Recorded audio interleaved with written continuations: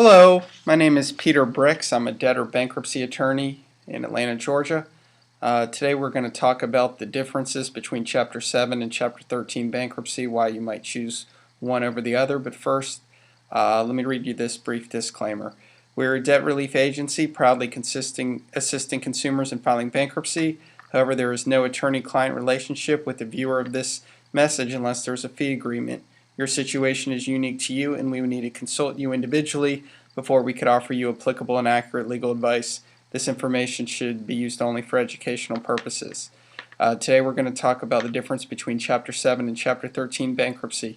There are a couple other chapters that individuals could choose. There's Chapter 11. There's also a chapter for farmers. But basically, almost certainly, the typical person's choosing between Chapter 7 and Chapter 13. Chapter 7, I basically can summarize it and say there are pretty much four reasons you might choose Chapter 13 over Chapter 7, otherwise you'll probably fall into Chapter 7. The first reason you're going to choose Chapter 13 over Chapter 7, you might be ineligible for a Chapter 7 on the basis of a previous Chapter 7 filing and discharge. If you filed and received a discharge in a Chapter 7 case filed in the previous 8 years, you're ineligible for a Chapter 7 discharge.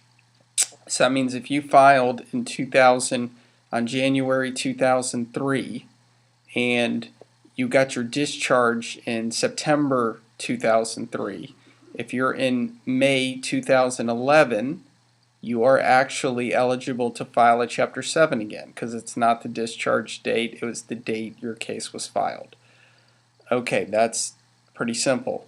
Another reason you might file Chapter 13 over Chapter 7 is you're not quote ineligible like you would be in relation to the date, but you're almost ineligible in that you don't pass the Chapter 7 means test. You show an ability to repay your unsecured creditors a certain amount of money each month, and there is a presumption of abuse for you to file a Chapter 7 on the basis of that means test. Therefore, if you want to have the bankruptcy protection, you need to be in a Chapter 13 repayment plan. That is only a presumption. It's not like a straight thing like those dates were in the filing dates we just discussed. So you can have a presumption of abuse and beat that presumption. You can also have no presumption of abuse and lose. So none of that's set in stone. But basically, when you complete the means test, you should have a pretty good idea whether you do have the kind of money to repay your creditors and should be in a 13 over a 7. You could always file it with the presumption of abuse, but that's an uphill fight depending on your circumstances. That certainly is specific to your facts. Maybe you have some things that aren't counted on the means test, but are really kind of weighing you down. Primary example would be student loan repayments, not counted as a deduction on the means test, but in reality you've got to pay it. Okay. Now we're going to look at the third reason, which is you have arrears on your tip. Almost certainly we're talking about your car and your house. You are 4 months behind on your car payment. You are 6 months behind on your mortgage payment. You've got the foreclosure notice. The foreclosure is coming in a few weeks. Either 7 or 13 is going to stop that foreclosure and going to stop that repossession. Assuming this isn't like a repeat filing where you've lost the privileges of the automatic stay. So that will stop it. But the problem is in a Chapter 7, you're not devising any kind of repayment plan. So the lender is going to do what's called file a motion for relief from automatic stay pretty soon after you file to repossess their collateral because you're not proposing any plan to get current. You're not current, and you're withholding their collateral. The Chapter 13, you are proposing a plan to get current. So you are proposing a plan to pay off all the arrears. So therefore, now you could default on that after you file Chapter 13 because you've got to now start making the payments you propose.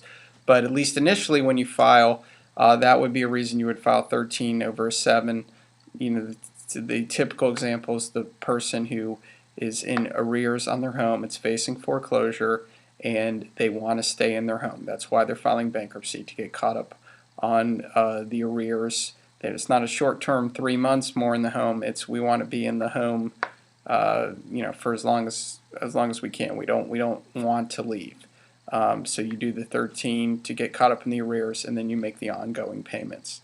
Okay, final reason, primarily that you would file a 13 over a 7 is you have some items of equity that you would have to surrender in a Chapter 7. An example could be a $25,000 paid off car. Now, you're going to either use your state's exemptions or the federal exemptions, so that's going to vary based on where you are, or not only where you are, if you've moved in the last 2 years. So if you some states' exemptions are more generous than others. The Fed exemptions are more generous than some states, and the question is, can you exempt those items of equity? Now, if you have a $400,000 home that you owe $450,000, that's not really a problem as to the equity because there is none. But if you have a $400,000 home that you owe $200,000 on, now you have $200,000 in equity. And is your state exemption going to allow you to protect that? If it doesn't, then what you have to do if you want a bankruptcy is you file a 13. Now, of course, what the amount of equity you would have surrendered in a 7, you have to be able to repay your creditors in a 13. And you might not be able to feasibly do that, so that might be an impediment to a 13. But at least in the 13, you don't have to risk losing anything. Theoretically, when the 13, if and when the 13 fails, you still now owe all this debt. You're no longer in bankruptcy, but you didn't lose any property. You didn't have to surrender any property that you might have had to surrender in a 7. So those are the primary factors. You would file a 13 over a 7, and that pretty much covers the topic of how you know which one to choose.